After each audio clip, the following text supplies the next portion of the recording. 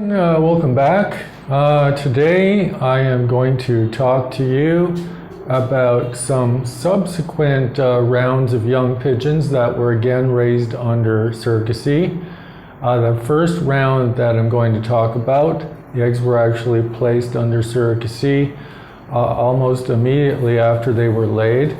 For the next round that I'm going to talk about, those were only put under surrogacy after about 12 days. And so in that circumstance, there would be less influence from morphic resonance in terms of its effect on inheritance of those young pigeons compared to the first round. So let me show you the pigeons that I'm talking about. And again, they're from the parents that I have talked about in previous videos. Here's the blue-pied hen, and this is her mate. And this is what he looks like. This is what she looks like.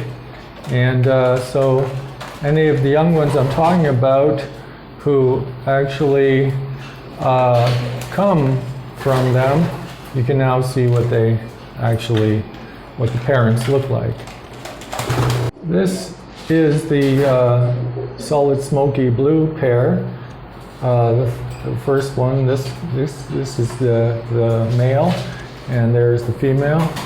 And this is what this pair looks like. And so you know, when I'm talking about their young ones, you know what the parents look like.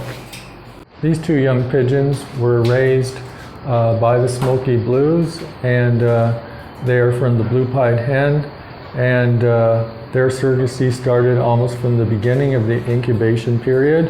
And as you can see, the solid blue one could be influenced by the surrogate parents, the Smoky Blues, because they are solid blue.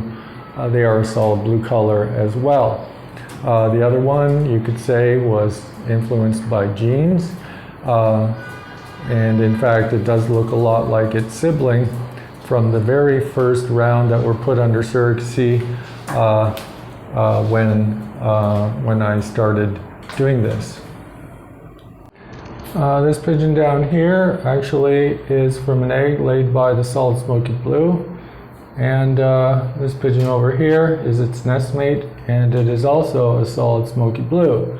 And it was raised under surrogacy by the blue-pied hen, both of them actually. And so the beginning of the incubation period for both of these pigeons was from pretty much the beginning after the eggs were laid. And you might think, well, there doesn't seem to be any morphic influence. They're both blue bars, just like the parents, the solid smoky blues. But that, if you limit it only to color, that might be the case. But there are other characteristics that indicate to me that morphic influence actually did take place. The head shape of this one and this one are really not like the smoky blue parents. And this one actually has some white toenails, just like the surrogate mother, the blue-pied hen, has. These two young pigeons over here are the latest round that were raised under surrogacy, although only after 12 days by the smoky blue, and they are from eggs that were laid by the blue-pied hen. And you can see, if you recall from a previous video, actually that the pied one looks very, very similar to the pied one from the very first round that were put under surrogacy under the smoky blue pair from the blue-pied hen. It looks a lot like its sibling from that very first round, and that very first round didn't start their surrogacy actually until sometime at around the 12-day mark. So that's an interesting coincidence.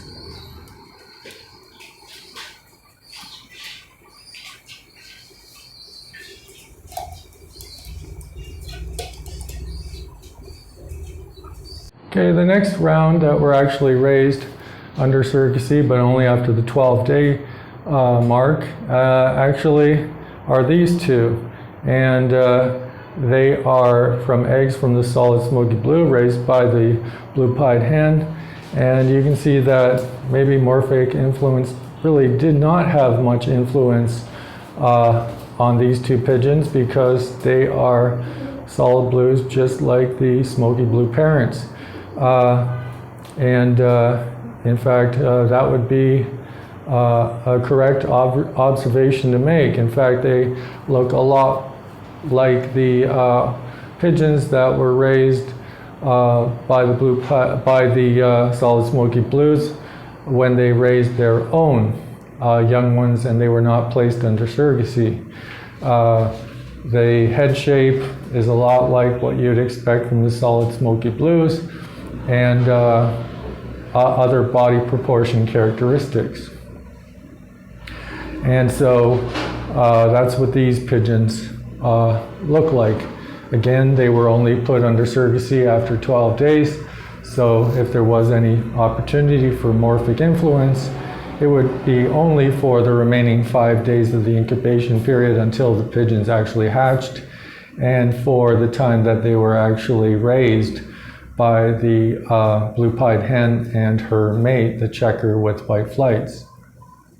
You can see that this blue bar here is from the checker hen who raised this pigeon as a single mother, incubated this pigeon when this pigeon was an egg as a single mother. So if there was any morphic influence, it would only be from her, not as a surrogate parent, just from her as a single parent. And this pigeon does have a lot of characteristics from her outside of color, in terms of its head shape, its behavioral characteristics, posture, etc. So I thought I would show you what this pigeon looks like. Anyway, that's it for this video, and hope you enjoyed it. And other rounds of young pigeons are actually on the way, and so they are being raised under surrogate conditions from the beginning of the incubation period. So it'll be interesting to see how they actually turn out. So I'm continuing on with this longitudinal study. So until next time, take care.